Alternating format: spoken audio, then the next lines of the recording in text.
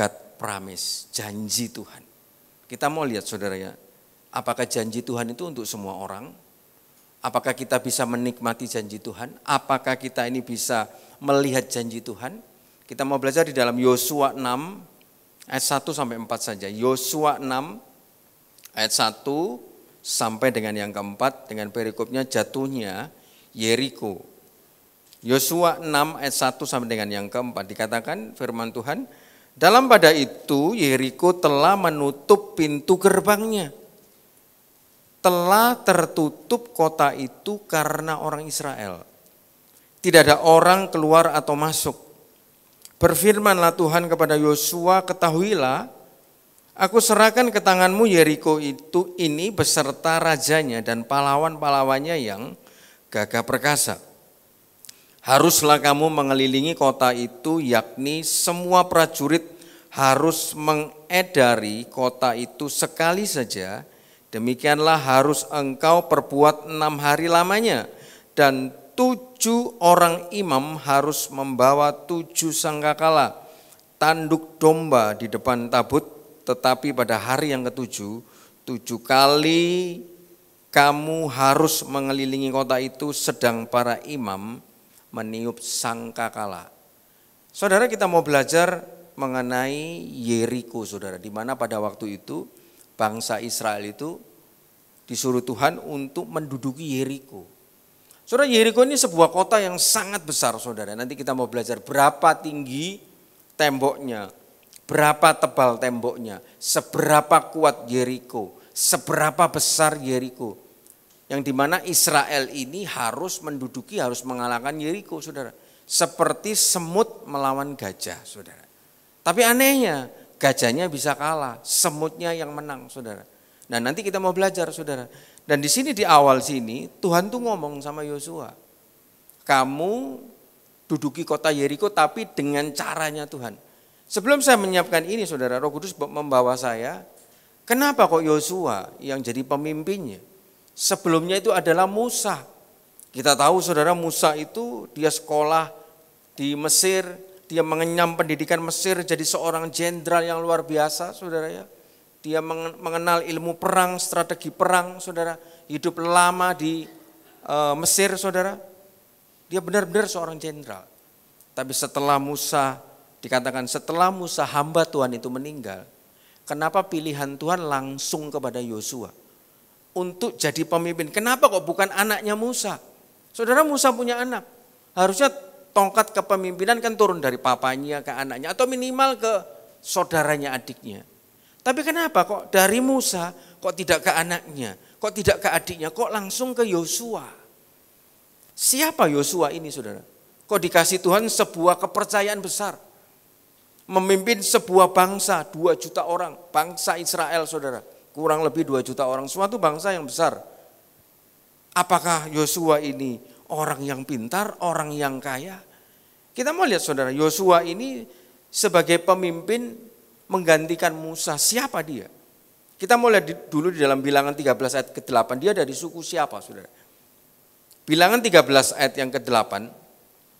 Dari suku Efraim, Hosea bin Nun. Tadinya namanya itu Hosea, saudara. Disuruh Tuhan memilih beberapa pemimpin, salah satunya, saudara, ini ada Hosea bin Nun. Dan di dalam Bilangan 13 ayat 16, Musa sendiri mengganti nama Hosea ini, saudara. Dan Musa menamai Hosea bin Nun itu Yosua atau Yehosua. Namanya tadinya Yosua, artinya keselamatan. Sama Musa diganti jadi Yehosua, artinya Tuhan adalah keselamatan. Sejak awal hidupnya, saudara, dia sudah memegang tampuk bahwa dia ini akan menjadi seorang penyelamat, saudara. Tapi dikatakan Hosea atau Yosua bin Nun. Nun itu berarti bapaknya itu namanya Nun. Nun ini siapa, saudara? Nun ini ternyata dari keturunan Efraim. Kenapa kok bukan dari keturunan Lewi ya? Kenapa kok bukan dari keturunan Yehuda ya? Tapi dari keturunan Efraim, saudara. Saudara, di sini Nun ini bapaknya cuma biasa, Nun artinya fish. Artinya mungkin bapaknya ini, dia ini nelayan, saudara. Bukan orang terkenal, orang biasa, tapi anaknya bisa jadi pemimpin yang besar. Satu hal saudara, ketika kita mungkin ditaruh sama Tuhan mempunyai orang tua, saudara mungkin orang tua kita biasa-biasa atau bukan siapa-siapa. Saudara jangan patah arang saudara, karena nasib hidup masa depan orang ada di tangan Tuhan. Seperti Yosua ini papanya cuman sekedar mungkin nelayan, fish saudara, ikan artinya. Tapi Yosua bisa menjadi seorang pemimpin yang besar. Tapi kita mau lihat, kenapa kok bisa dia bisa jadi pemimpin? Bagaimana caranya? Coba dibuka Bilangan 11 ayat 28. Dikatakan Bilangan 11 ayat 28, maka menjawablah Yosua bin Nun yang sejak mudanya menjadi abdi Musa. Saudara dikatakan ternyata Yosua ini diketahui dari firman Tuhan ini sebuah informasi, dia dari keturunan Efraim, namanya tadi Hosea, bapaknya cuma sekedar mungkin pelayan, orang biasa saudara, dan sejak mudanya Yosua tidak ngambil S1, S2, degree kerja di istana, tidak. Dia cuma menjadi abdi, dia cuma menjadi pesuruh. Abdi ini bahasa aslinya adalah syarat atau servant, pelayan, asisten, pembantu budak orang bawahan. Saudara kok aneh, dari orang budak, orang paling bawah, budak itu bukan seperti pembantu zaman sekarang. Pembantu zaman sekarang itu punya hak asasi pembantu. Saudara. Zaman dulu budak itu saudara, mau ditendang, mau dibunuh, mau ditempeleng saudara, hidup matinya nyawanya budak ini ada di tangan tuannya. Saudara. Budak sampai serendah itu. Lah tadinya Yosua ini adalah budak, adalah pembantu pelayan, orang paling bawah. Tapi dari siapa? Yosua diletakkan jadi pembantunya, jadi bawahannya, jadi hambanya Musa. Kenapa Tuhan tertarik dengan seorang budak? Kenapa Tuhan tidak tertarik dengan 2 juta orang Israel, saudara? Ada orang-orang pintar, saudara. Ada orang-orang yang lebih berkelas daripada Yosua. Kenapa Tuhan tertarik kepada pembantu? Kenapa Tuhan tertarik kepada hamba, orang bawahan, sampai diangkat Tuhan tinggi? Bagian pertama kita mau belajar, kenapa dari bawahan bisa menjadi atasan, saudara. Inilah Yosua, saudara. Yang pertama, saudara, Yosua melayani, tadi diketahui melayani Musa sejak muda.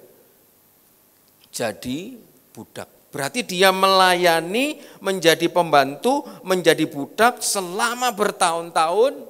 Tidak ada komplain dari Musa, oh budakku ini budak yang jahat, budak yang tidak bertanggung jawab. Tidak ada komplain di dalam Alkitab mengenai Yosua dari pemimpinnya, dari tuannya Musa. Berarti yang pertama kita temui Yosua ini adalah budak hamba yang setia. Saudara. Kriteria supaya kita ini bisa diangkat sama Tuhan, bisa ditolong, bisa naik ke atas. Salah satu kriterianya, mau tidak mau, harus ada SETIA, setia. Di luar sana banyak orang pintar, di luar sana banyak orang S1, S2, S3, profesor, saudara doktor. Tapi belum tentu di luar sana banyak orang yang setia. Banyak orang laki kaya, banyak perempuan yang kaya, cantik, ganteng, saudara. Tapi belum tentu dia orang yang setia. Ternyata untuk menjadi diangkat Tuhan, kriteria ini tidak boleh dilupakan, saudara. Setia. Setia dalam ikut ibadah, setia dalam melayani. Kalau hidup saudara mau berubah, kalau pekerjaan saudara mau berubah, kalau rumah tangga, masa depan saudara mau berubah, mau tidak mau, satu karakter ini harus ada, harus ditanamkan, harus dikalungkan dalam hidup kita. Di dalam Amsal 3 ayat 3 sampai 4, bisa dibuka Amsal 3 ayat 3 sampai 4, saudara. Dikatakan apa, saudara? Janganlah kiranya kasih dan setia meninggalkan engkau.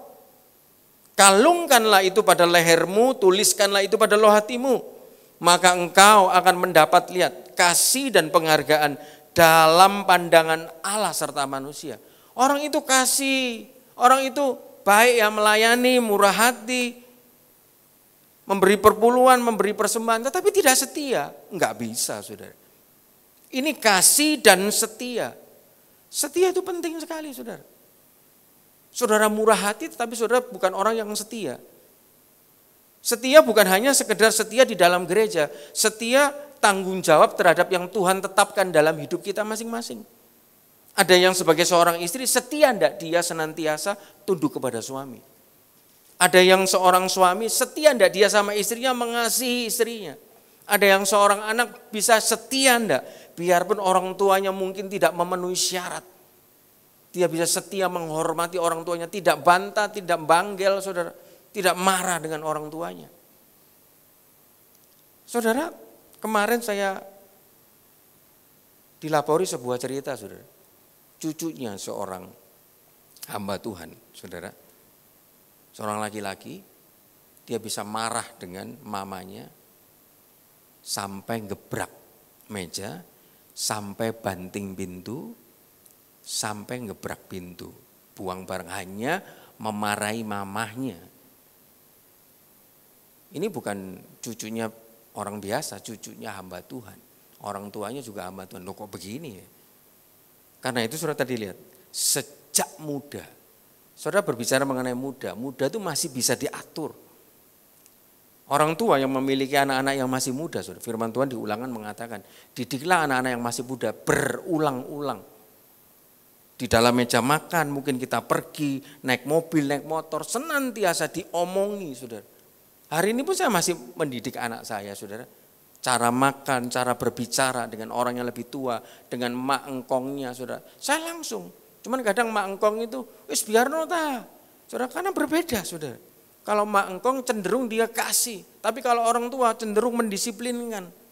Nah kalau orang saudara sejak mudanya tidak mempunyai karakter kasih dan setia, tidak dididik yang benar, bagaimana dia dewasanya bisa diangkat mendapat penghargaan dari Allah dan manusia.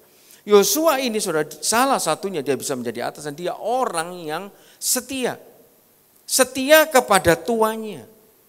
Dan saya temui juga yang kedua, Yosua itu ternyata melayani Musa dengan sepenuh hati, saudara.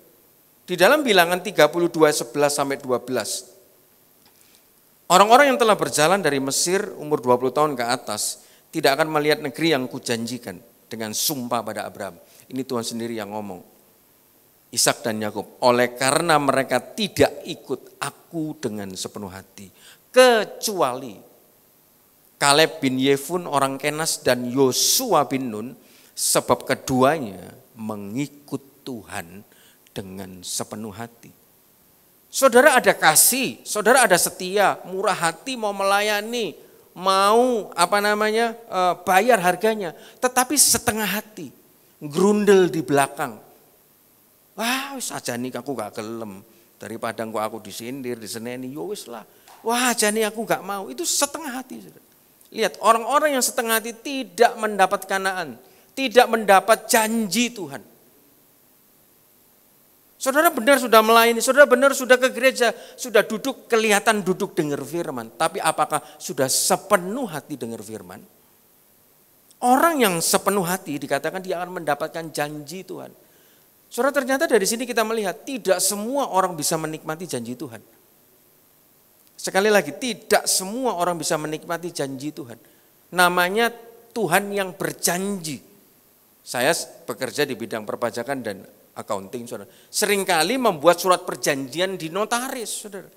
Dengan klien saya, orang yang berjanji berarti kan ada si A dan si B. Si A berjanji dengan si B akan memberikan hartanya dengan hibah, dengan cuma-cuma. Tidak perlu bayar, tidak perlu pakai bunga. Dan akan diberikan secara bercuma-cuma. Saudara, si A dan si B bisa berjanji, si B menikmati apa yang dijanjikan oleh si A karena mereka punya komitmen. Orang yang tidak punya komitmen memegang di hidupnya dengan janji Tuhan, dia tidak bisa menikmati janji Tuhan. Tapi Yosua di sini selain dia setia, dia ini mengikut Tuhan dengan sepenuh hati. Coba saudara, dari dua ini jadi barometer, sudahkah ada kasih dan setia? Sudahkah kita mengikut Tuhan dengan sepenuh hati? Dan yang ketiga saudara saya temui, selain Yosua setia jadi budaknya Musa, Yosua sepenuh hati mengikut Tuhan dan jadi budaknya Musa. Dan yang ketiga, Yosua merelakan hatinya untuk dididik, ditempa oleh Musa. Saudara, setiap pemimpin yang Tuhan taruh dalam hidup kita itu tidak kebetulan. Gembala kita siapa, orang tua kita siapa, bos kita siapa. Saudara, pekerjaan lahir, saudara, itu kita tidak bisa ngatur. Saudara, kita lahir mau minta orang tua siapa kita tidak bisa ngatur. Tapi ketika didapati Yosua ini bisa setia, bisa punya kasih sepenuh hati, tapi tidak rela hatinya untuk dididik, ditempa oleh Musa. Saudara, saya tunjukkan sebuah bukti. Yosua ini cuma budak. Apa job disk-nya budak, saudara? Paling cuma hanya melayani, menyiapkan baju, menyiapkan sandalnya, kasutnya Musa, membawa barangnya. Mungkin seperti itu, saudara ya. Kadangkala kalau di dalam dunia, saudara, orang karyawan punya job disk. Pokoknya kerja dari pagi jam 8 sampai jam 5. Setelah jam 5, kalau disuruh bosnya, mukanya mulai merengut. Mukanya mulai mencucu, saudara. Ataupun kalau disuruh bukan job disk-nya, tidak bisa tersenyum. Sini ya, Nduk, sini dulu sebentar aku belikan ini. Mukanya saya mencucu. Ya, jawabnya enggak enak, saudara. Tapi tidak ditemui oleh Yosua, oleh Musa. Yosua ini disuruh apapun, dia budak loh, saudara. Tapi sama Musa, kamu ya, itu mau perang sama orang Amalek. Kamu dampingi. Kamu jadi pemimpin sementara di situ. Saudara, bukan job disk-nya Yosua. Yosua kan bisa mikir, aku ini gak punya ilmu perang, kalau disuruh dampingi, kalau aku mati gimana? Tidak bantah, tidak ngeyel, tidak berontak. Ayo Yosua, kamu ikut saya naik ke atas gunung. Iya, sudah naik, sudah bawa perbekalan semua, sudah naik, sudah ya. Kamu turun, kamu tunggu di bawah gunung sampai saya turun. Tidak ngomel, tadi diajak, sekarang disuruh nunggu. Setelah selesai, aku mau ada ketemu sama Tuhan, kamu tunggu di muka kemah ya. Saudara, disuruh apapun sama pemimpinnya, tidak pernah berontak, tidak pernah bantah, selalu tersenyum. Contoh simpel saja, saudara ya. Saya punya pembantu tuh warnen, saudara. Jam kerja sudah kita tentukan jam 8 sampai jam 4. Tapi tiba-tiba pada waktu jam 4, saya ada tamu, saya ada kepentingan. Tak suruh ngepel kantor, tak suruh beli makanan. Oh iya kok, tidak ada muka jengkel, saudara. Tidak bilang, tidak iso, ya sudah jamnya aku mau pulang. Tidak ngelawan, saudara. Saudara ngerjain dengan tersenyum, saudara. Kok tak bersihno semua, tidak usah terlalu rapi-rapi. Mari gini tamu datang, pokoknya sekedar kamu sapu, kamu pel, beli makan, beli minum ya. Oh iya kok, pakai uangku dulu kok ya, tidak apa-apa nanti transferan aja kok. Masih tersenyum, saudara. Di situ saya sebagai bosnya, saudara. Ya orang ini kok baik ya. Harusnya saya bayar 13.000 untuk beli aqua, saya kasih 50.000, saudara. Itu baru manusia, saudara. Bayangkan kalau itu Tuhan. Tuhan ini gereja gak mari-mari, firman ini wis gak enak, ya kan, ngantuk, ngomongnya gak enak, waduh, menggerutu saja, saudara. Disuruh sudah habis disuruh A, disuruh B lagi, oh apa sih karpe. Tapi Yosua dia merelakan hatinya untuk dididik, saudara. Saya bilang sama istri saya, saya bisa ada seperti ini. Kamu boleh tanya, masih hidup sama Pak Imran, pernah enggak kalau saya berdua keluar dengan beliau, ketemu orang siapapun, kalau beliau ngomong saya tidak pernah menyela. Kalau disuruh ngomong baru saya ngomong. Sama bos saya juga, Alvin juga begitu, sudah. Padahal saya yang tahu pekerjaannya, saya yang tahu hitungannya, saya yang buat kontraknya, saya yang buat kalkulasinya. Tapi dia yang maju ke depan ketemu dengan orang Cina, dia enggak baca. Di dalam mobil cuman hanya sekedar, kamu cerita apa yang kamu buat, nanti biar saya yang bicara ya. Dia yang bicara, salah saudara. Saya enggak ngomong langsung, Pak keliru Pak. Saya hormati dia sebagai bos, saudara. Dan si kliennya itu dia tahu, saudara, dia tahu siapa saya, saudara. Oke, Mr. Rafil, aku sudah mendengar dari kamu. Boleh enggak aku minta tolong Alek yang menjelaskan? Oh silakan. Baru setelah saya disuruh, baru saya ngomong, saudara. Bukan hanya seperti itu, saudara. Ketika saya kerja di Jakarta, jam kerja sudah ditentukan, selesai itu pulang 4:30. Tapi senantiasa bos saya itu baru sampai kantor itu jam 4 atau jam 3. Semua orang tidak ada yang mau disuruh sama dia. Iki pasti lek nyuruh kok ngare aku ngelembur. Dia senantiasa suruh saya. Suruhnya kan harusnya lek siapin pekerjaan ini pajaknya kamu hitung, tidak, saudara. Lek buatin saya kopi ya. Saya ini staff accounting. Harusnya kalau saya jengkel, Pak aku gitu dudu OB-mu. Kamu kan punya OB, dia enggak mau menyuruh OB karena OB-nya disuruh enggak mau, saudara. Iki lewat jam kerja aku enggak mau disuruh. Dia langsung nangkring di atas, saudara. Lek buatkan kopi ya. Oh iya Pak, mau kopi apa? Kopi ini. Pak habis, Beli kamu di luar sana, enggak dikasih uang. Saudara, saya beli, saya buatin. Kadang juga, lek rokok saya habis. Pak, sudah umur Pak, sudah Pak, jangan merokok Pak, waktu terus. Iya lek, mulut saya pahit. Tolong lek ya, sekali ini saja lek, dia bilang begitu. Sudah saya belikan. Ini sudah malam saudara, sudah jam 6, setengah 7. Sampai anak-anak kantor yang di Jakarta tuh bingung. Setiap kali Pak Alvin ini, dia naik BMW, dia naik Mercy, makan siang, yang diajak selalu Alek. Saudara, sudahkah kita jadi hamba, jadi bawahan yang setia, yang sepenuh hati, yang rela dididik dan ditempa, saudara? Biarpun seolah-olah rugi, biarpun seolah-olah enak. Hamba ini bercerita bukan hanya sekadar atasan bawahan, anak dan orang tua, suami dan istri. Suami adalah kepala dari istri. Rela enggak kalau istri kadang-kadang ditegur, dikasih tahu, bisa nurut enggak? Bisa selalu setia nurut enggak dengan suaminya? Anak-anak ditegur orang tua, bisa senantiasa dengar enggak nasihat orang tuanya? Saudara, kalau kriteria ini ada semua, setia, sepenuh hati, mau dididik ditempa, lihat Wahyu 3:19. Wahyu 3:19 dikatakan apa? Barang siapa, Wahyu 3 ayat yang ke-19 bisa dibuka. Barang siapa kukasihi, kutegur dan kuhajar. Sebab itu relakanlah hatimu. Kalau kita dikasih Tuhan, kita mau ditegur dan dihajar. Karena itu saudara, ini adalah kenapa kok Tuhan pilih Yosua. Langsung diangkat tidak melalui voting. Yosua ganti Musa jadi pemimpin. Langsung secara supranatural saudara. Musa, kamu tempelkan tanganmu di atas kepala Yosua. Transferkan kewibawaanmu. Saudara, saya dulu pernah disuruh sama Bapak Gembala saudara. Dia punya teman, bos showroom mobil besar saudara ya. Ternyata ada bermasalah keluarganya. Sudah lek kamu ke sana ya. Dia tumpang tangan di atas kepala saya, saudara. Tuhan, saya masih ingat, Tuhan apa yang saya punya, saya transferkan ini kepada Alek. Saudara, saya ini siapa? Saya tidak pernah berani ketemu orang atasan, saudara. Tapi ketika saya mau dididik, mau ditempa, saudara, saya bisa ketemu dengan temannya Bapak Gembala, dia ini bos, saudara. Membantu keluarganya, saudara, ngomong sama istrinya. Pernah satu kali, saudara, saya juga disuruh, lek kamu lakukan ini. Dan lakukan ini ternyata gagal, saudara. Baru satu kali itu gagal. Tadinya dalam hati saya, waduh, coba aku tidak nuruti Bapak Gembala, tidak mungkin gagal, tidak mungkin sekarang aku ini susah. Tadinya, saudara. Tiba-tiba Bapak Gembala, orang itu sudah lapor polisi, lu tidak ke sana, lu tidak minta maaf, lu mati lu lek. Ya kan nanti sudah ke sana lu minta maaf.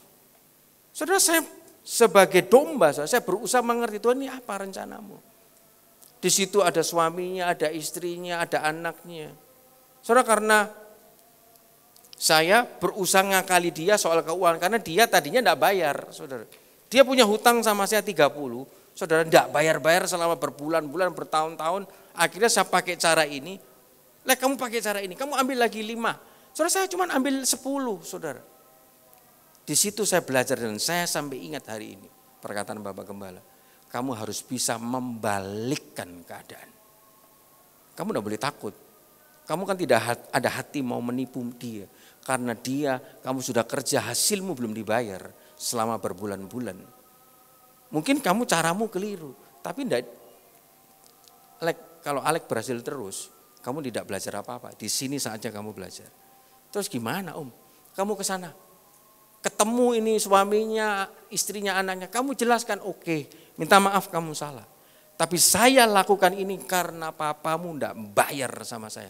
Biar dia malu. Di situ saya terbuka. Oh iya ya. Orang harus bisa membalikkan keadaan. Itu suatu ilmu, suatu pelajaran yang saya ingat sampai sekarang, saudara. Dimanapun, apapun posisi saya, saudara.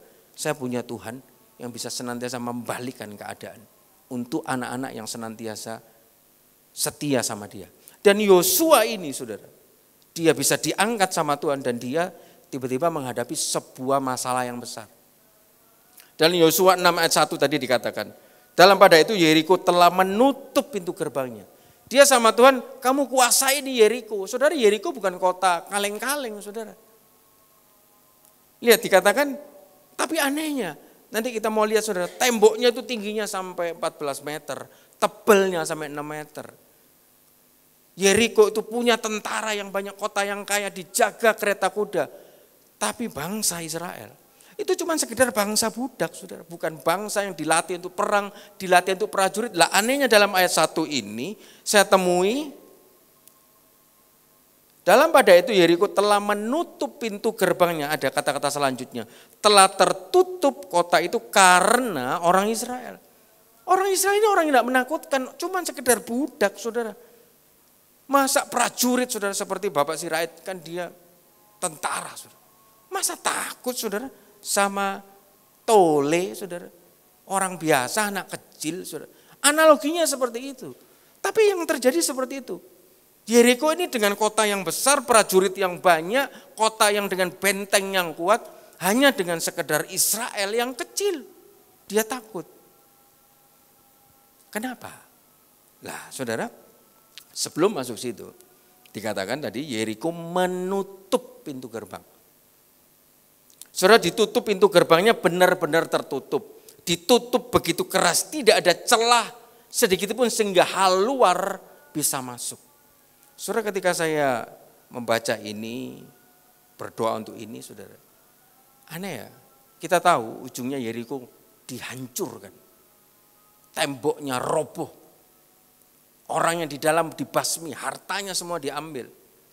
Coba kalau ceritanya diganti, Yeriko buka pintu, negosiasi. Ada dari luar bisa masuk. Ini loh ya, kamu kan sudah tahu Tuhan saya. Tuhan saya suruh menguasai kotamu. Sudah jangan sampai nanti ada korban. Sudah aku masuk dengan damai, cuman serahkan semua ini hartamu. Serahkan ini kotamu. Kira-kira ada yang mati enggak, saudara? Tidak ada yang mati. Tapi karena pintu gerbangnya ditutup begitu keras. Begitu kuat, dia tidak mau mendengar dari luar masuk. Sehingga terjadi kehancuran. Saudara, ini menandakan orang yang keras hatinya. Dikasih tahu firman, pintu hatinya ditutup. Disuruh ke gereja enggak mau, pintu hatinya ditutup. Disuruh melayani enggak mau, pintu hatinya ditutup. Disuruh bertobat enggak mau, ditutup pintu hatinya. Nanti kalau sudah seperti itu, aku mau mendengar suara Tuhan. Sorry saudara, sudah terlambat. Masa mau menunggu seperti tadi, saudara? Sudah sekarat, sudah disyukur-syukurkan sama orang, syukur bendang matek like. Saudaranya sampai bilang begitu, saudara. Saudara, karena Yeriko menutup pintunya begitu keras. Saudara, orang yang keras hati itu adalah orang yang menantang Tuhan. Bisa dibuka di dalam Ayub 15 ayat 25. Ayub 15 ayat 25. Karena ia telah mengedangkan tangannya melawan Allah dan berani menantang yang Maha Kuasa. Orang yang keras hatinya tidak bisa dikasih tahu, tidak bisa dinasehati, tidak bisa ditegur, ngelawan seorang berontak. Pokoknya yang benar menurutku begini, sudah pokoknya aku maksudku itu baik. Tidak bisa ditegur, saudara. Orang yang keras seperti ini adalah orang yang menantang Allah, saudara. Anehnya, coba Yeriko buka pintu sedikit, buka celah sedikit. Mungkin ada suruhannya Israel, Pak itu pintunya dibuka sedikit, sudah masuk. Ketemu sama rajanya, kita kasih surat. Bilang, ini saya disuruh Tuhan. Mereka pasti mendengar, saudara, bangsa Israel siapa? Bangsa yang tadinya membelah laut, ada tiang awan, tiang api. Mereka sampai ketakutan, sampai menutup pintu rapat. Mereka berpikir dengan bentengnya yang tebal, dengan kekuatannya bisa menghadapi Israel. Padahal Israel tidak sendirian. Kelihatannya dia kecil, kelihatannya Israel tidak punya banyak tentara, kelihatannya Israel tidak punya banyak pengetahuan tentang perang, kelihatannya Israel tidak punya banyak senjata perang.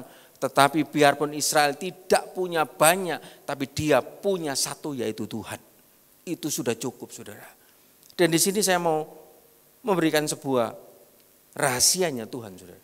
Saudara mungkin tidak punya modal banyak. Saudara mungkin tidak punya koneksi banyak. Saudara mungkin tidak punya kepintaran banyak, saudara. Saudara mungkin tidak punya koneksi orang-orang hebat banyak. Tapi ketika saudara punya Tuhan, Yang sedikit itu plus Tuhan, itu jadinya banyak. Saya ajari sebuah ekonominya Tuhan, saudara ya. Saudara nanti baca di rumah dalam Matius 14 ayat 17. Itu cerita mengenai 5 roti 2 ikan.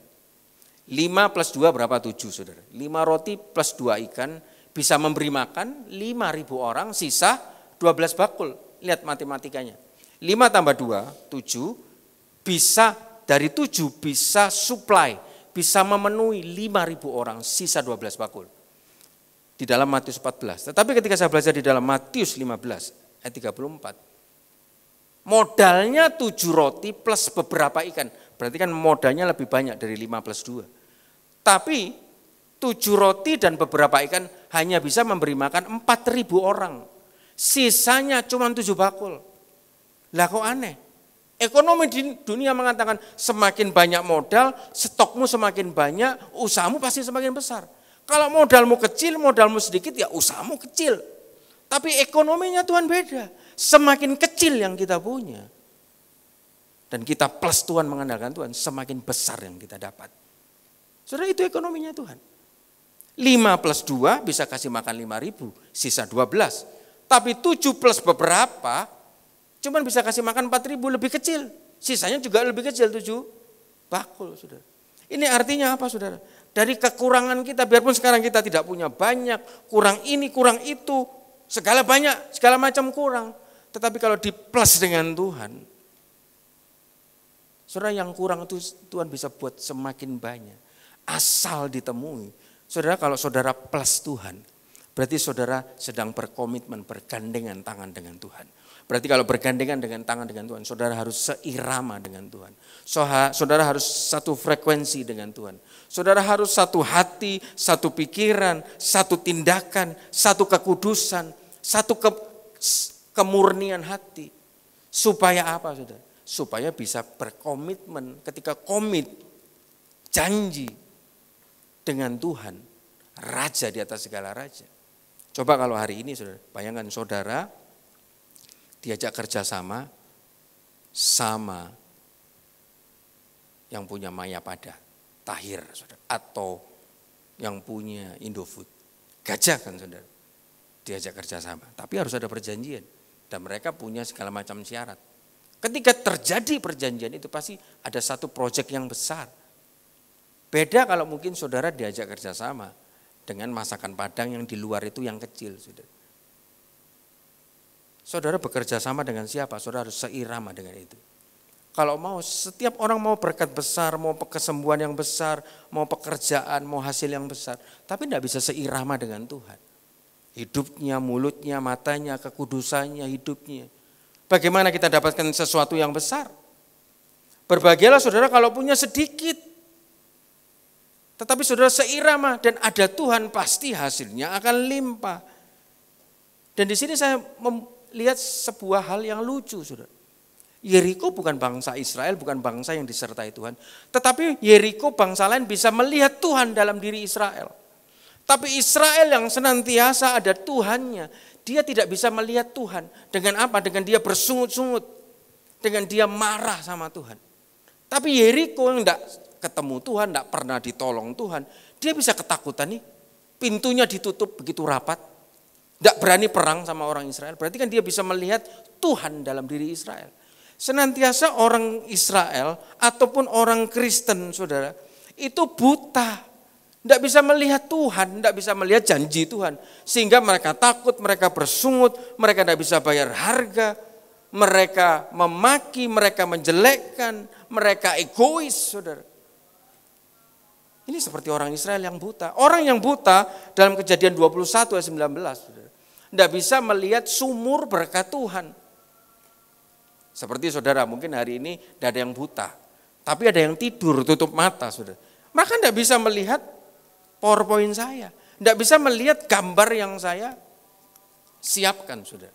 Dalam Kejadian 21 ayat 19 dikatakan apa, saudara? Lalu Allah membuka mata Hagar. Tadinya dia bukan orang yang buta, dia punya mata normal. Tapi mata rohaninya sedang tertutup. Karena kesedihan, karena kesusahan. Dia ada di padang gurun, dia bawa anak, airnya habis, tidak punya siapa-siapa, sendirian, bisanya cuma nangis. bersungut, marah saudara. Tertutup, padahal di dekatnya ada sumur. Sehingga Tuhan perlu sampai membuka mata Hagar sehingga ia melihat, bukan melihat matanya kembali normal, matanya sudah normal. Tapi karena kesedihan, kesusahan, kekhawatiran seringkali menutup mata iman kita. Sudah. Lihat barusan ketika dibuka dia bisa melihat sumurnya, dia bisa pergi mengisi kirbatnya dengan air, anaknya bisa minum. Bagian yang pertama, Yosua 6 ayat 1 ini.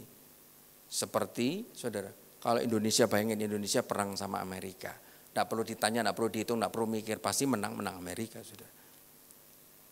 Tapi Indonesia lawan Amerika, tetapi kalau Indonesia pas Tuhan, seperti bangsa Israel, tidak punya senjata perang, tidak punya apa, sana punya teknologi segala macam, harusnya tidak perlu takut Amerika kan saudara. Tapi Yeriko ini bisa ketakutan menghadapi Israel yang kecil. Saudara tidak perlu khawatir siapapun yang saudara hadapi. Ketika saudara seirama dengan Tuhan, saudara ada berjalan dengan Tuhan, pasti hasilnya lebih daripada pemenang. Ayat yang kedua dikatakan, berfirmanlah Tuhan kepada Yosua, ketahuilah aku serahkan ke tanganmu Yeriko ini beserta rajanya. Tuhan sampai jelas, Yeriko tak kasih sama rajanya, sama pahlawannya yang gagah perkasa.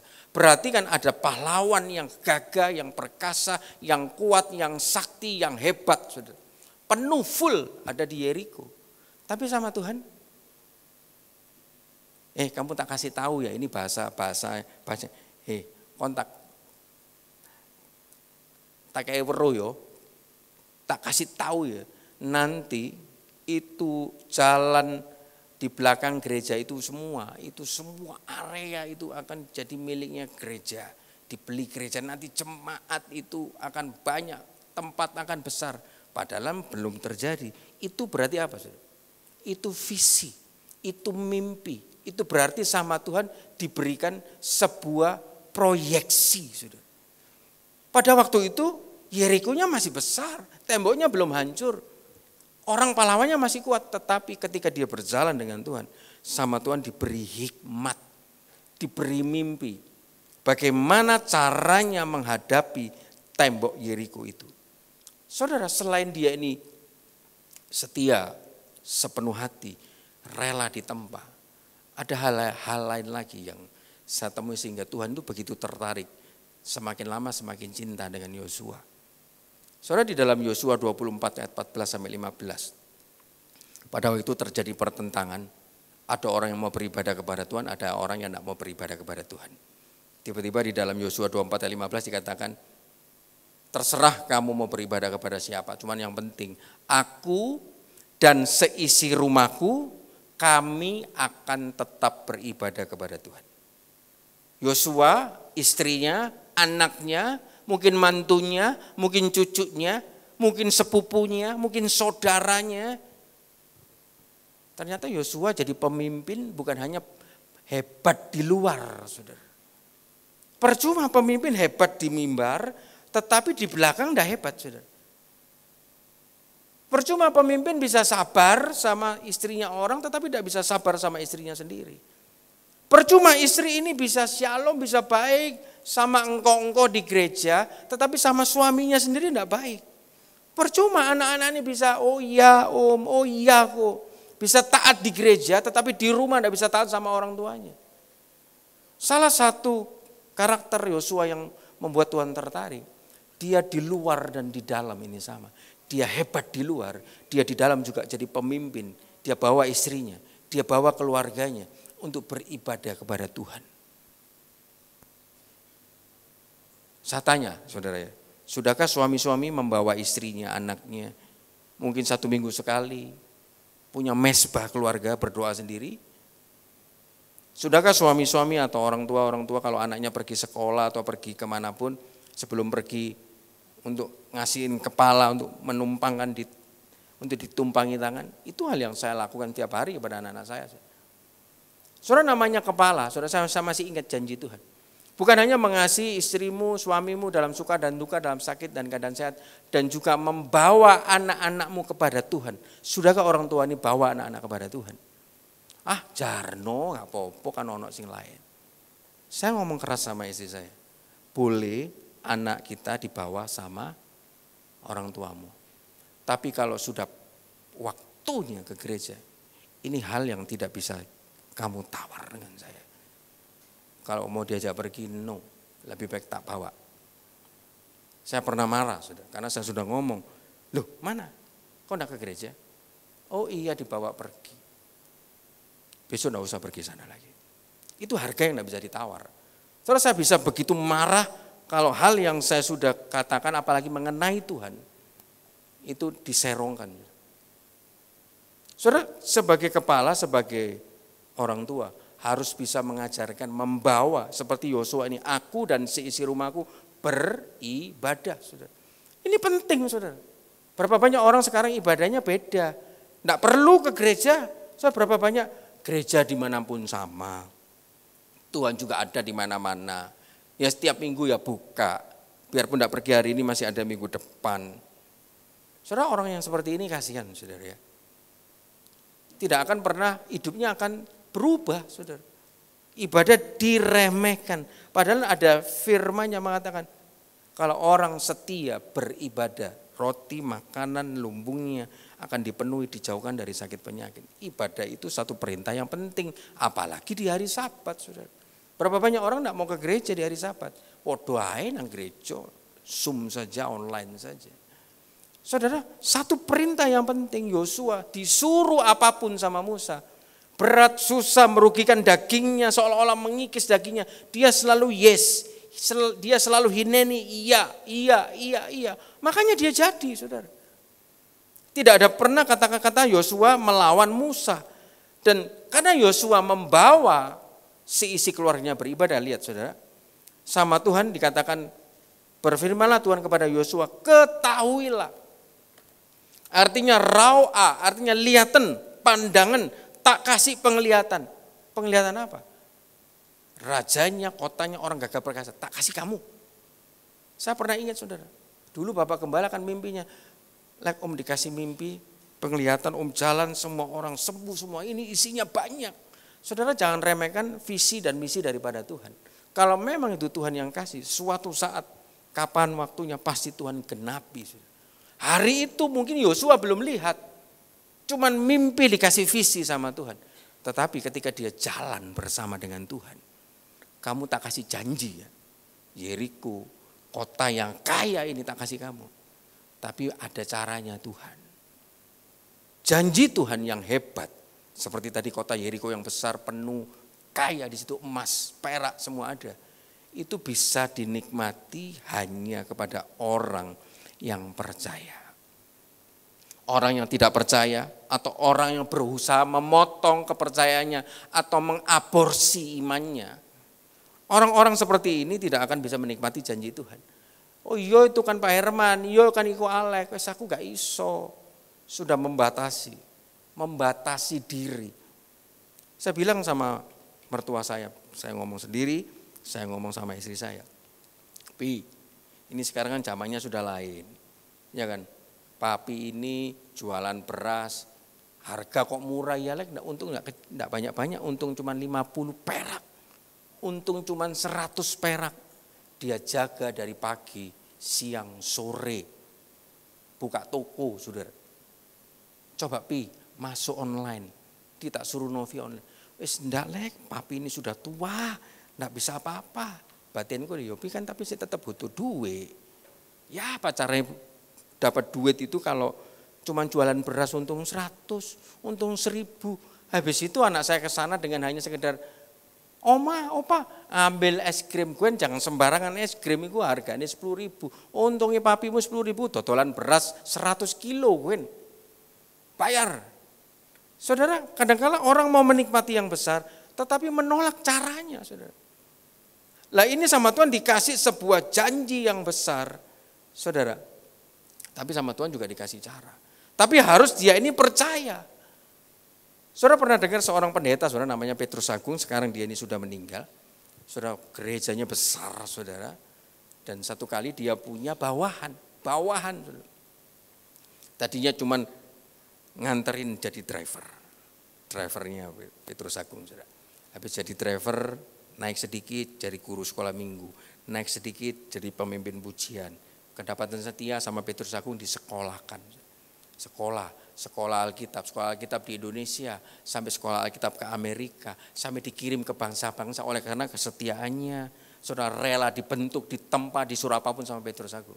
Setelah Petrus Agung ini meninggal, saudara, entah gimana caranya sama Tuhan, saudara, dia jadi gembala, menggembalakan masih satu sinode, saudara. Tetapi dia tidak punya tempat, saudara. Tapi dia sudah dengar suara, kamu akan tak kasih gudang.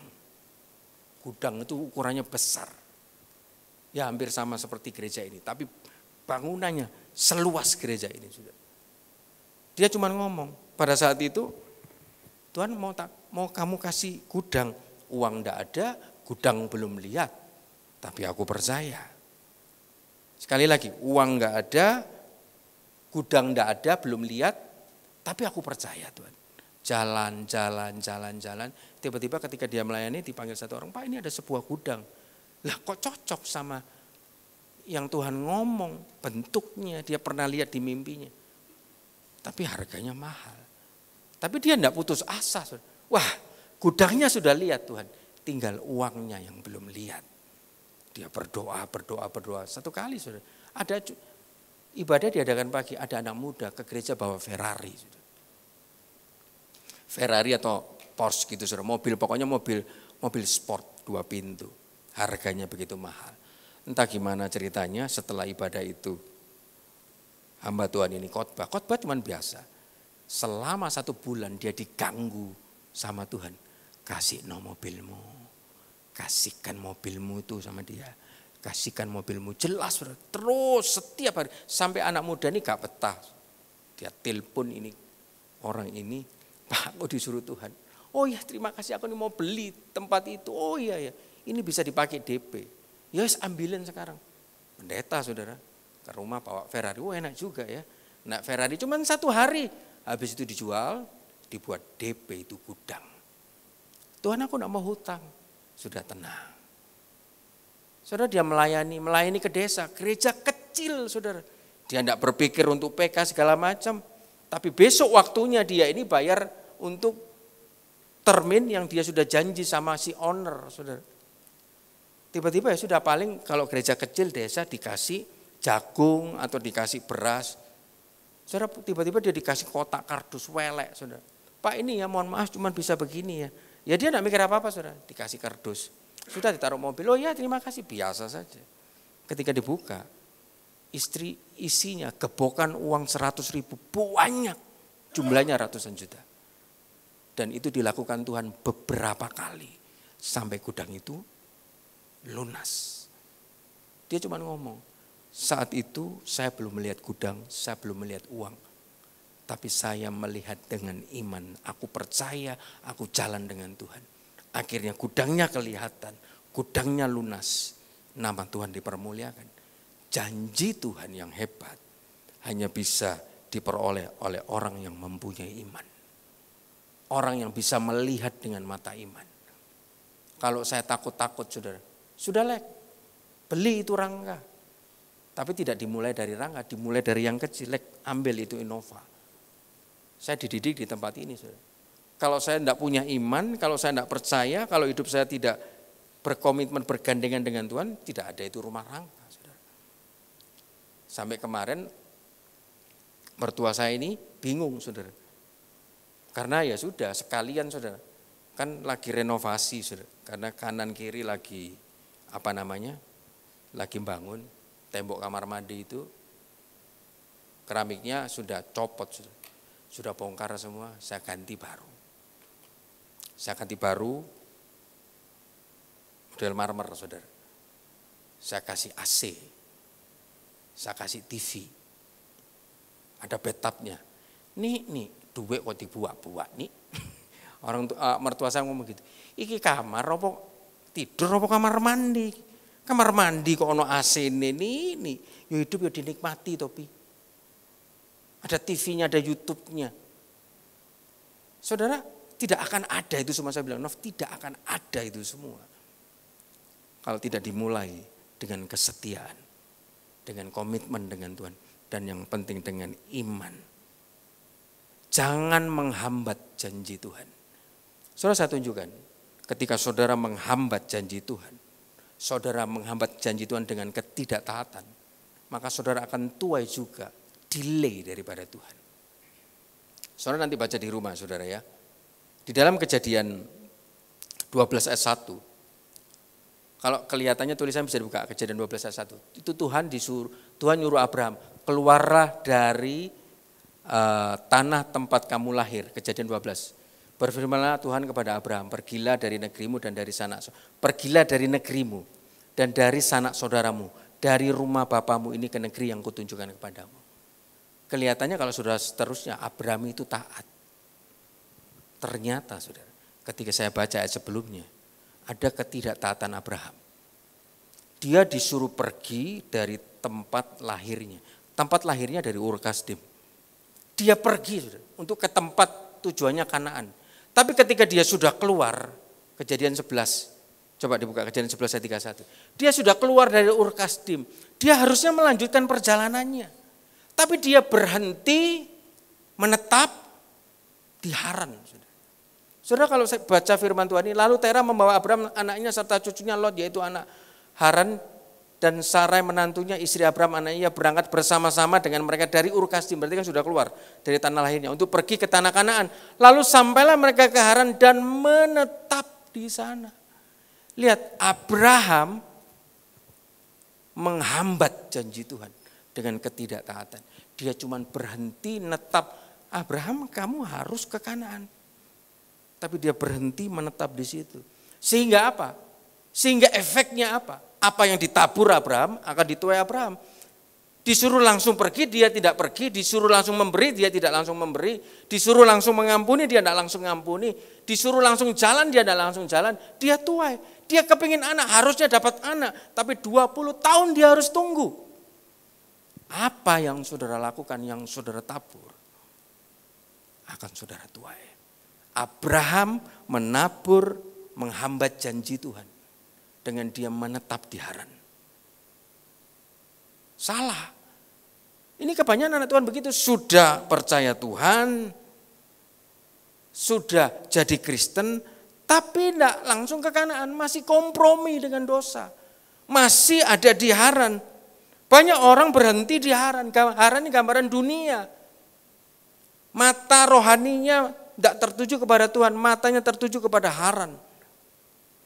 Menetap di sana sampai tunggu ditempelin, dikaplok sama Tuhan. Wah iya aku salah ya. Betul ya, aku tidak boleh begini ya.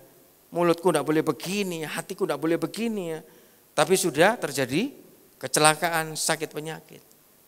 Yosua 6 ayat ketiga, saya cepat saja sudah. Terakhir kita sampai ayat keempat. Untuk menikmati janji Tuhan, saudara yang hebat saudara, harus juga ada di dalam cara Tuhan. Yosua sudah dikasih tahu kamu akan dapat Yeriko, kota yang besar yang hebat itu. Bayangin dindingnya 14 meter tingginya. Mungkin gereja ini tidak sampai 14 meter saudara plafonnya. Bayangin ada dinding tingginya 14 meter, tebelnya 6 meter. Gimana cara hancurinnya saudara? Tapi sama Tuhan dikasih cara. Kamu tidak perlu mikir. Yang perlu kamu tahu, kamu cuma nurut, kamu cuma taat. Caranya gimana? Haruslah kamu mengelilingi kota itu 1 hari 1 kali. Ya saya penasaran saudara, berapa sih besar Yeriko ini? Kalau ngelilingi gereja 1 kali, 2 kali, yo gampang saudara. Ya kan? Dulu mungkin ada orang yang zamannya sakit diajak Bapak Gembala muter gini. Mungkin kalau Pak Yapi setiap hari jalan di gereja mungkin tidak pakai tungket lagi saudara, ya kan? Kuat saudara. Berjalan di rumah Tuhan saudara. Ya kan? Lah ini ketok ini kan gampang saudara. Mengelilingi Yeriko. Nah Yeriko itu besarnya seberapa? Ternyata Yeriko saudara itu luasnya 604 km persegi atau kurang lebih 4 sampai 6 hektar. Sekali mengelilingi butuh waktu 2 sampai 3 jam. Mungkin hari pertama sekali mengelilingi gampang. Kalau mengelilingi 1 orang gampang. Tetapi sama Tuhan aneh. Kamu kelilingi 1 hari sekali tetapi ada caranya. prajuritmu, kamu bawa prajuritmu, bawa senjata lengkap, kamu bawa imam 7, bawa 7 sangkakala, bawa tabut, berarti kan orang banyak. Seperti tadi pagi kan ada run isotop sudah. Jalan ditutup semua, dibatasi. Kalau jalan lari 1 orang gampang. Coba bayangkan kalau mengelilingi gereja dengan jemaat semua, pasti kan ribut, rame, apalagi suruh bawa trompet, apalagi mak-mak sudah. Waduh, kalau sudah mak-mak kumpul 2-3 orang, wah jadi sak pasar saudara. Bayangin saudara, disuruh bawa prajurit, disuruh bawa imam, tapi harus diam. Kenapa diam? Karena mereka sedang membawa tabut. Ini yang susah saudara. 2-3 jam tidak boleh ngomong. Prajurit bawa pedang, bawa tameng. Pasti dalam hatinya, iki Yosua pemimpinku iki apa sih? Dindingnya setebal gini, disuruh jalan. Muter sekali ya, mungkin 1 hari cukup. Besok ya 2-3 jam. Besok berarti 2 kali berarti 6 jam. Hari ketiga berarti 9 jam. Mungkin di 5 jam pertama ada yang kesel. Ada Pak berhenti, tidak boleh berhenti. Tidak boleh bawa camilan, tidak boleh ngobrol. Harus diam. Orang kalau mau mendapat janji Tuhan, itu ada syarat dan ketentuan dari Tuhan. Mengelilingi ini berbicara mengenai berjalan dengan iman. Dengan caranya Tuhan. Kita harus mau saudara dididik saudara oleh Tuhan. Yosua sudah dikasih janji dalam Yosua 14 ayat 9. Pada waktu itu Musa bersumpah katanya, sesungguhnya tanah yang diinjak oleh kakimu akan menjadi milik pusakamu dan anak-anakmu sampai selama-lamanya sebab engkau telah mengikuti Tuhan dengan sepenuh hati. Kalau kita berjalan dengan Tuhan, dengan iman, dengan sepenuh hati, kita jalan langkah kaki kita dengan iman, saudara. Mungkin saudara tidak punya uang, tapi saudara tetap jalan dengan iman. Contohnya jalan dengan iman, saudara mungkin cuma punya 5 juta, tapi hari itu atau besok atau minggu depan, saudara harus bayar 50 juta. Belum ada uangnya, tapi 5 juta diminta sama Tuhan. Kasih ke dia, tolong ini. Ketika saudara mau, itu berarti saudara berjalan dengan iman. Saudara mungkin kerja, capek, sakit segala macam, tapi waktunya ibadah, waktunya melayani. Tapi saudara pilih istirahat di rumah atau saudara pilih tetap melayani dalam kondisi sakit. Ketika saudara punya iman, berjalan dengan iman, pasti saudara tetap memilih untuk melayani walaupun sakit. Saudara ada undangan pesta, ada undangan makan. Tapi hari itu ada waktunya ke gereja, hari Sabat. Saudara pilih mana? Saudara berjalan dengan iman ini bukan hanya sekedar dikatakan, tapi harus dipraktekkan. Orang yang mau berjalan mengelilingi dengan iman dan diam, ini kata kuncinya, DIAM, tidak banyak persungutan. Saudara, saya dididik Tuhan, hari Kamis itu, saya ketemu bisa dibesarkan, saya foto saudara. Sudah giginya ompong saudara, susuk-susuk.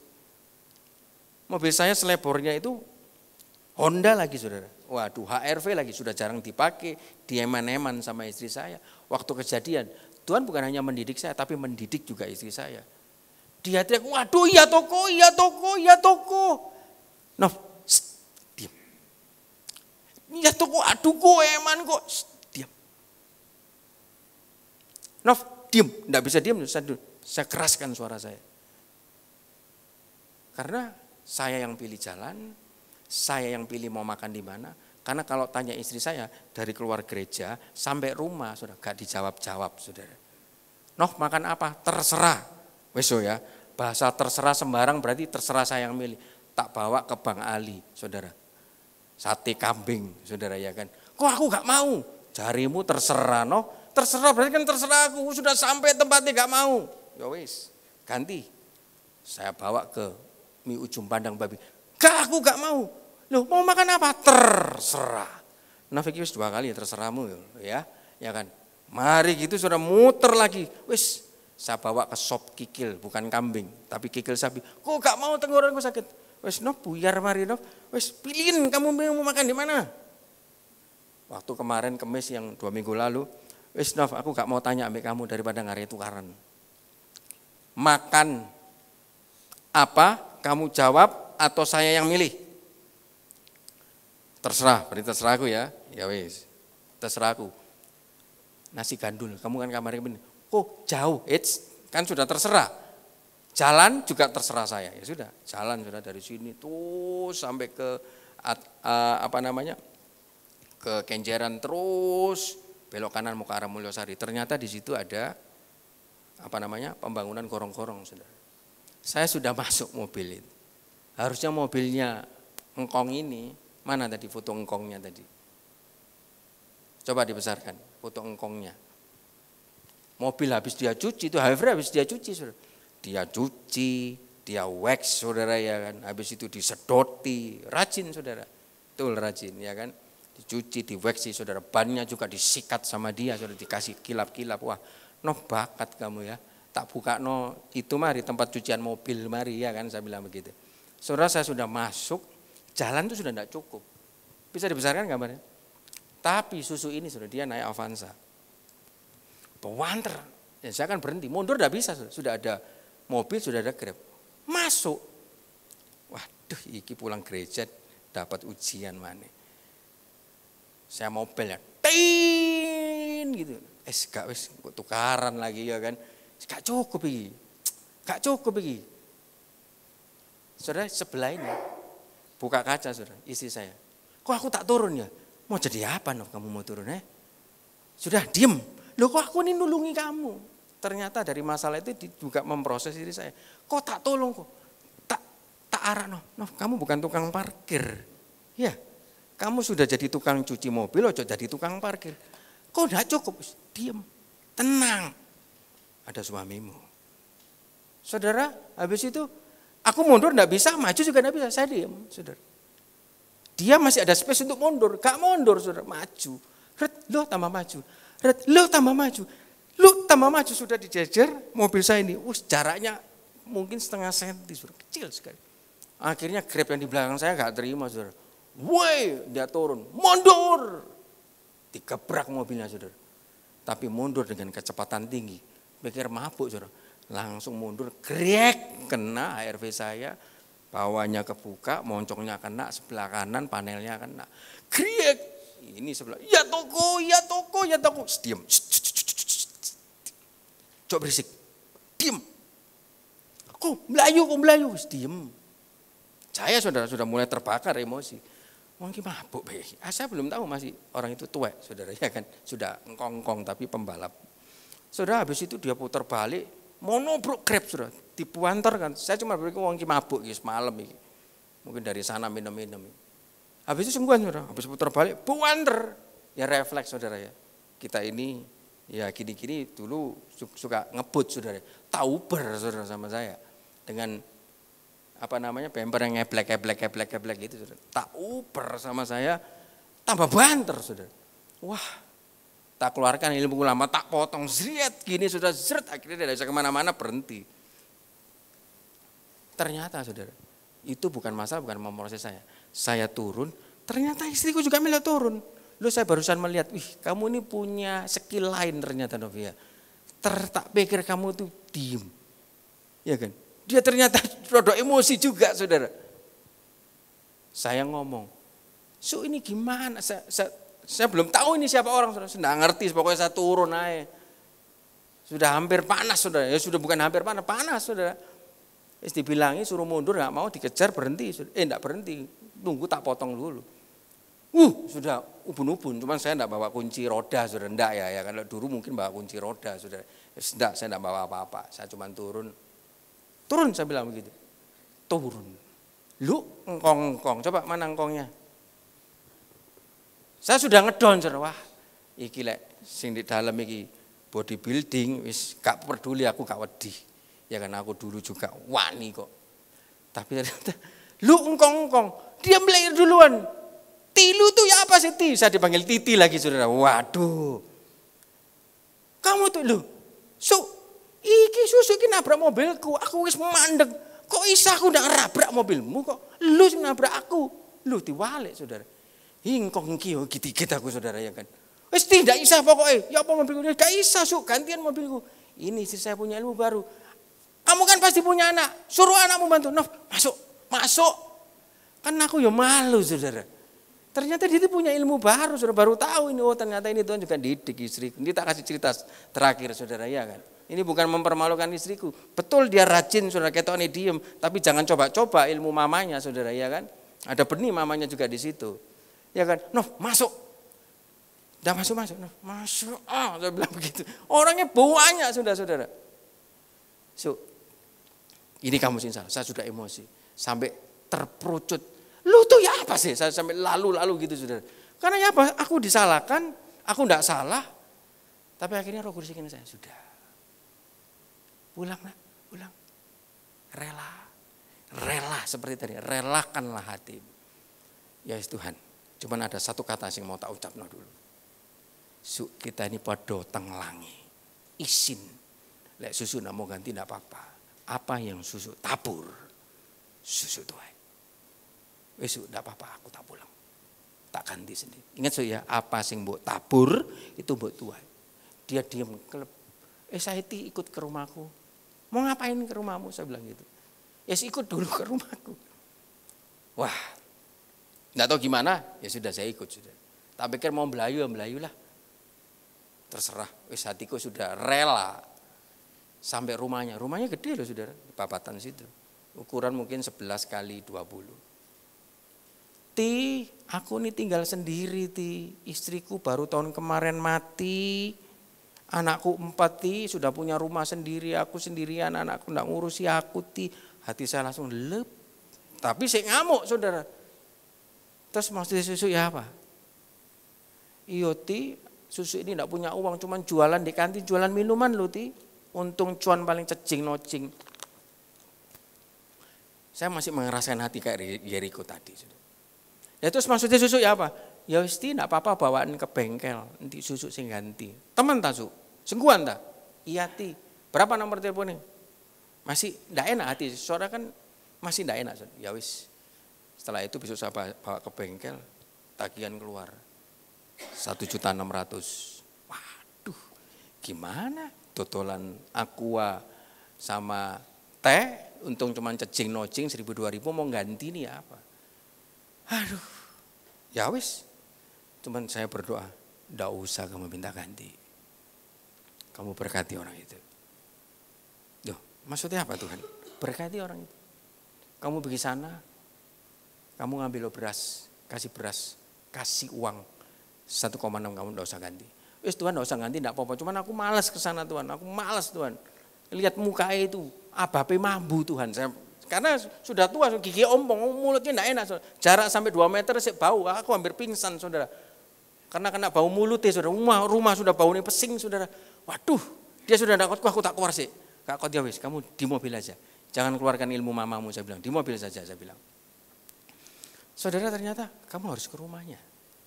Kita kalau dididik Tuhan harus selesai, harus tuntas. Nov, ada beras, adaku. Tapi sudah dibuka. Wah, ya wis, nanti kita ke Indomaret ya beli beras segala macam. Ya waktu saya khotbah di sini dikasih beras. Tapi Tuhan bilang, kamu harus kasih uang. Loh Tuhan, kebutuhanku ini banyak. Dalam hati toh aku bukan ngeyel sama Tuhan, cuman batin. Kebutuhan wis akeh. Ya kan, ini belum dibayar, ini uang masih ke sana, ini masih ke sini. Dia sing salah, sudah enggak boleh ganti, aku sing bayar, suruh kasih duit lagi. Oke Tuhan, siap. Saudara itu ada beras, ada sabun, ada segala macam. Saya datang ke situ. Dia bilang gitu. Masuk Ti. Saudara entah kenapa, susu barusan kena gendam uang 70 juta di tabungan hilang Waduh Tuhan, sakno wong iki Tuhan. Terus ya enggak ada uang. Saya enggak ngerti, dia mau ngetrik, dia mau nipu, mau apa. Yang penting saya dengar itu suara. Saya enggak peduli kenyataan seperti mane gede segala macam, punya mobil, anaknya punya rumah. Sudah saya disuruh Tuhan susu enggak usah bayar. Ini ada berkat buat susu, ini ada uang buat susu. Saudara dia nangis. Aku sudah wis sembahyang juga, aku gak ono duit Tuhan, sakno iku mau titi. Ojo panggil aku titi, aku ini umur 45 45. Iya kan, biarpun istriku ngomong aku wis tuwek, kamsia aku mau celuk titi, berarti kan awet nom, saya bilang begitu. Saudara saya selesai dengan pelajaran saya.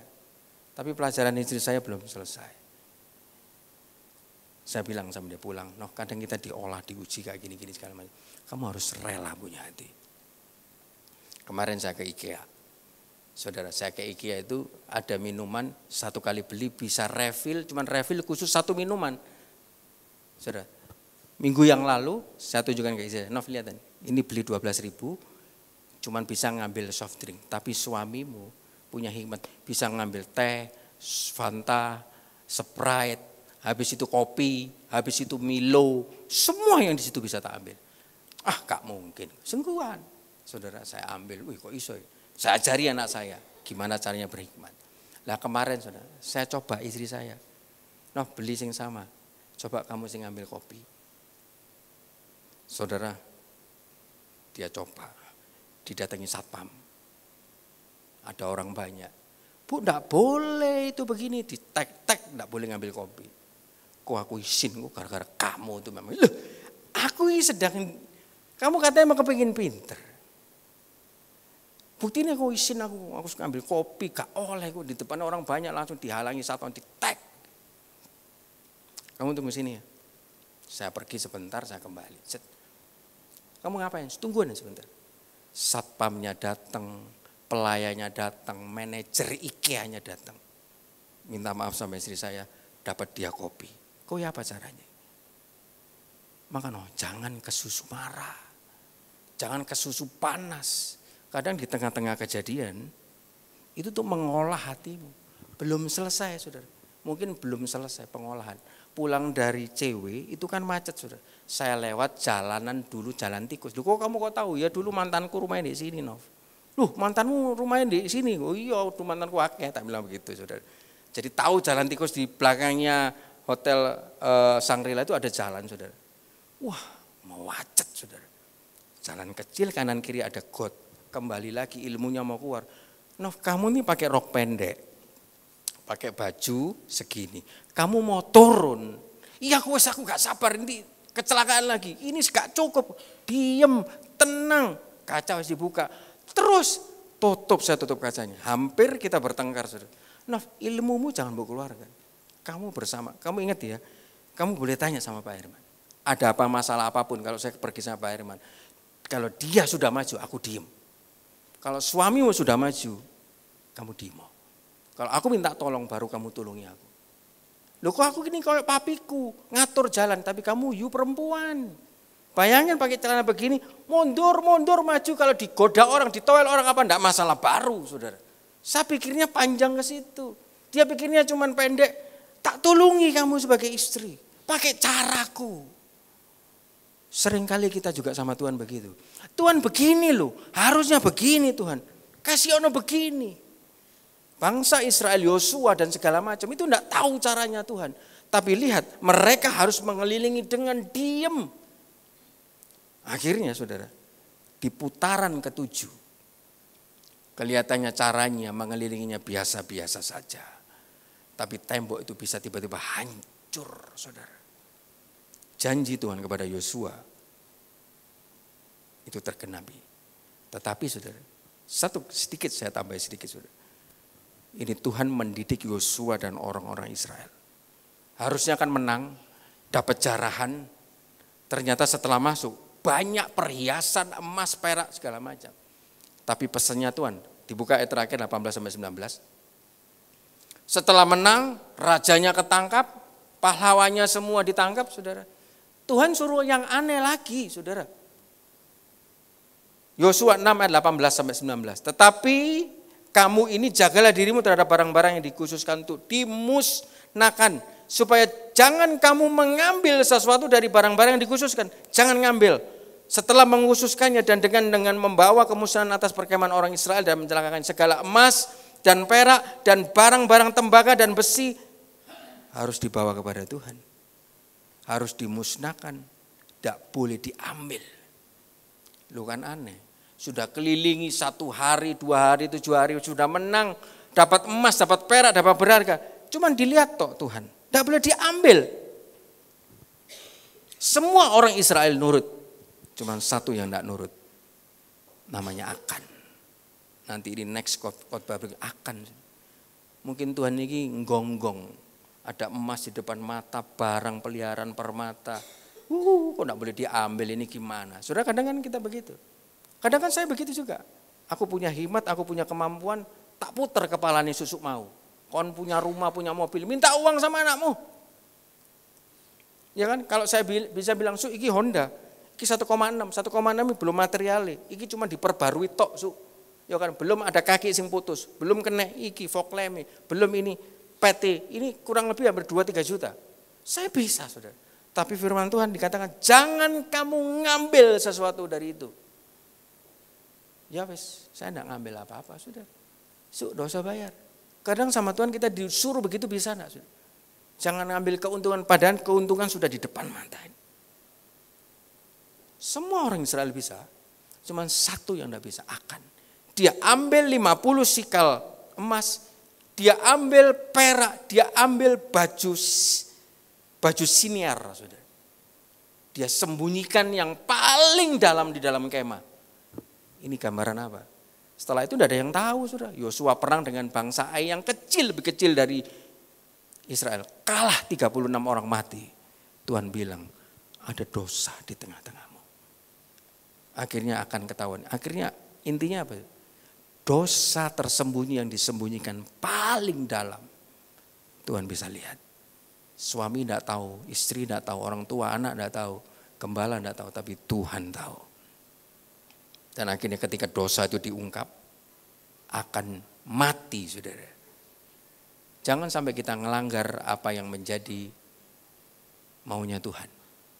Hari ini saya berdoa semua orang bisa mendapatkan janji Tuhan, tapi janji Tuhan harus ada syarat dan ketentuan. Harus setia, sepenuh hati, rela ditempa, dididik oleh orang yang ada di atas kita. Dan juga harus iman percaya kepada Tuhan.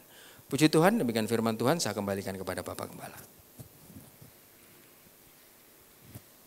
Baik, kita barusan saja menyelesaikan kebenaran